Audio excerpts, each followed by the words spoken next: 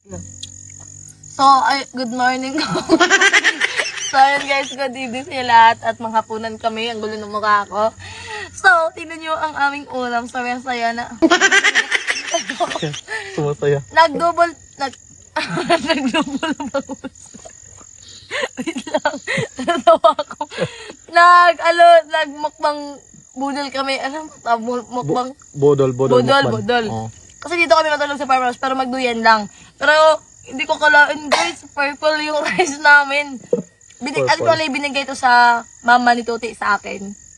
Kasi, naka-hornalo siya ng ani. So, may mga So, binigay niya sa akin para makatikim daw ako. Hindi ko akalain purple siya kasi kanina medyo white lang. Then yung sabaw niya lang ang purple. Pero purple pala talaga yung laman. Pero ang sarap nito ang totong guys. Tingnan natin. Tikman natin guys ang totong. Palapit mo sa akin kung gaano siya kakrisp. Wait lang. Purple? Ang sarap ng purple na pagkain. Sarap. Purple din. Purple na ka. Sarap. Purple na. Let's go. Kain na tayo guys. Grabe, first